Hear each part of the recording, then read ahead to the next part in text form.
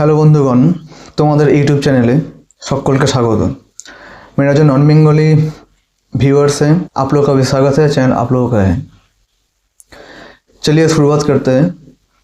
चलो आज के किछु जिनिस निये एकटु आलोचना करा जाक जेगुलो खूब भाइटाल। और तार आगे बोले राखी जे তোমরা আমি যখন ভিডিওগুলো আপলোড করার পরে পরে তোমরা অনেকে কমেন্ট করো এবং উত্তর সঙ্গে সঙ্গে পাও না। আমি হয়তো ওকে বলেছিলাম, এটা বলতে ভুলে যাই, একটু বলে রাখি যে উত্তরটা সঙ্গে সঙ্গে হয়তো পাও না, কারণ আমি তোদের বলেছিলাম যে আমি প্রচণ্ড ব্যস্ত থাকি, অনেক চাপেও থাকি, ধরো কাজকর্ম নিয়ে, ধরো বিভিন্ন দিকে, ঠিক আছে, পড়ানো বলো বা আমার কোচিং সেন্টার এগুলো। তো বলে রাখি যে আমি বলেওছিলাম যে প্রত্যেকটা কমেন্টস যেগুলো ভ্যালিড আমি কিন্তু উত্তরটা দিয়ে দিই।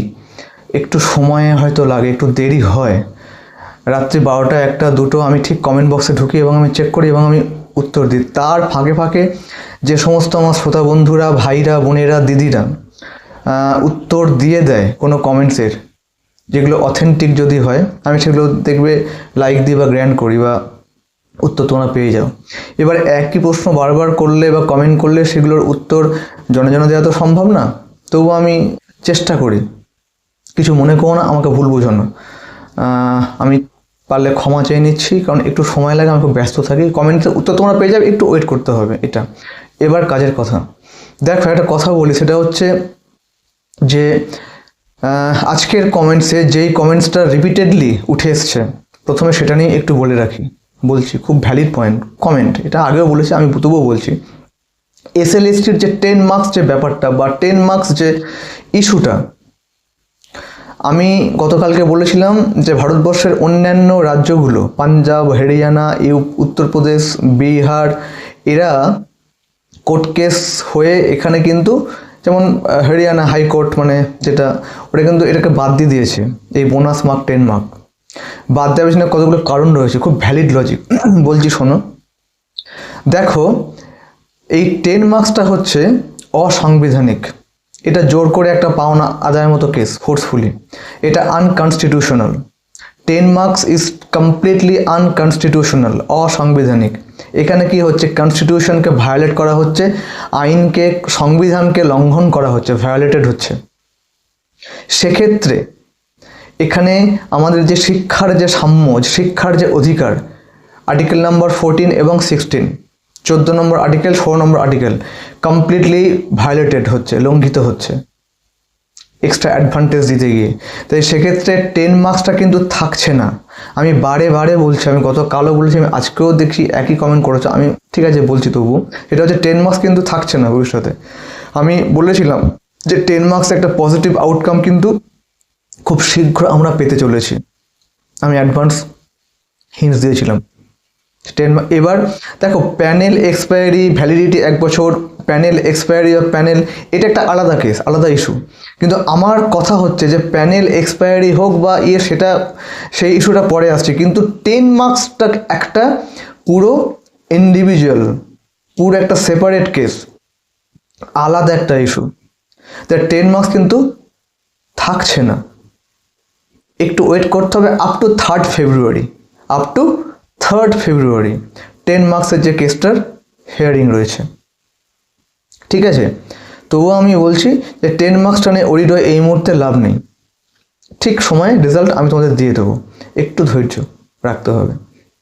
নেক্সট যে টপিকটা আমি গতকাল বলেছিলাম, আজকে একটু রিমাইন্ডার দিচ্ছি তোমাদের সবাইকে, খুব মন দিয়ে শোনো। 9-10 যে ভেরিফিকেশান যেটা হবে, এর লিস্ট আপ কিন্তু নতুন করে হবে। এখানে আমি আগের দিন বলেছিলাম 98%, আজকেও বলছি 98%।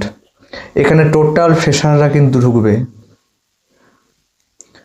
আবার বলছি, এখানে টোটাল ফ্রেশাররা তৈরি থাকো, নিজেদেরকে তৈরি করো ইন্টারভিউর জন্য, ক্লাস ডেমনস্ট্রেশন, ভাইবা তৈরি করো।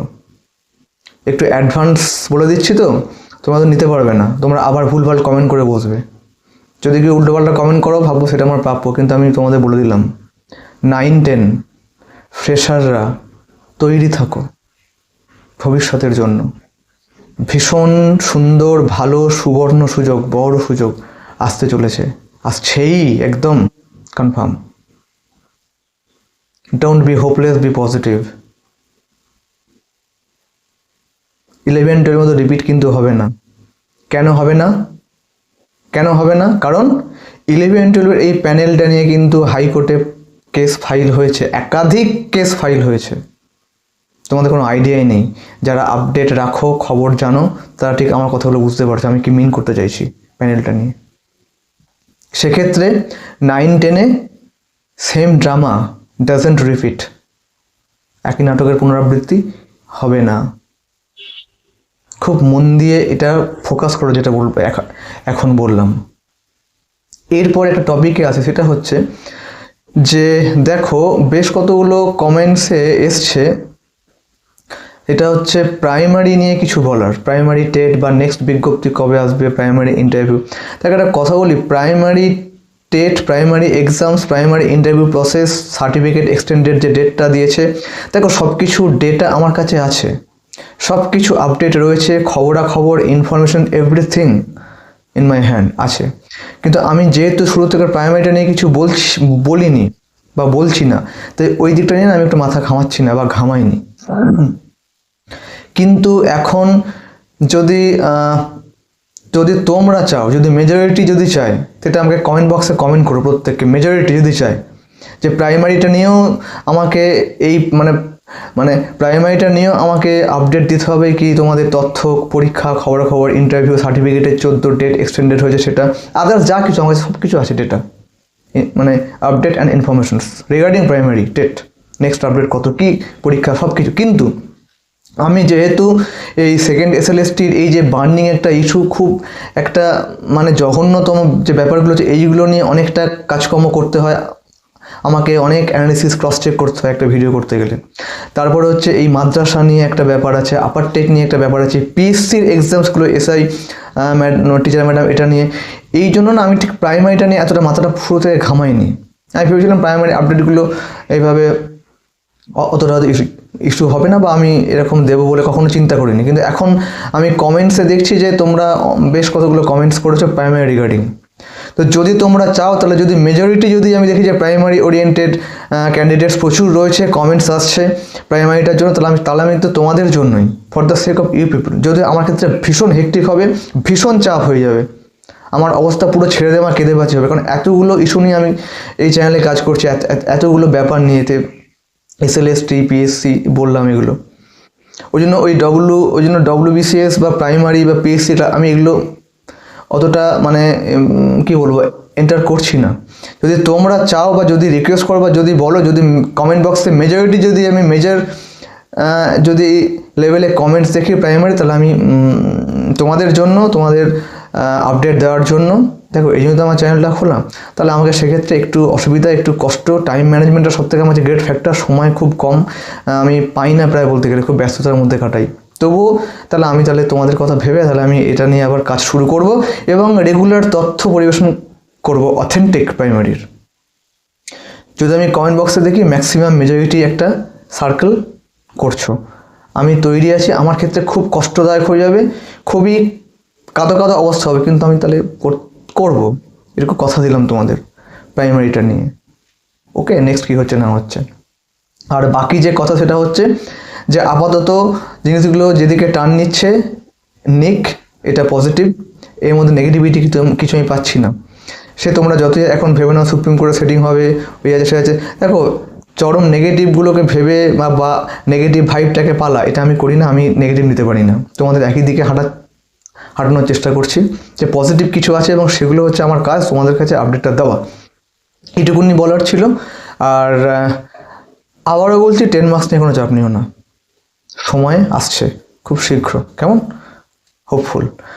আর ভালো থেকো, পজিটিভ থেকো, ফোর্থকামিং এক্সামসগুলো নিয়ে প্রিপারেশনটা তৈরি করো নিজেদেরকে, যেগুলো আমি অনেক আগে ভিডিওতে আপডেট দিয়েছি পিএসসি ওরিয়েন্টেড এগুলো নিয়ে। আর মেন হচ্ছে আমার যেটা বলার, আমার ডিসক্রিপশন বক্সে আমি আমার টেলিগ্রাম গ্রুপ লিঙ্ক এবং হোয়াটসঅ্যাপ চ্যানেল লিঙ্ক দিয়ে রাখছি।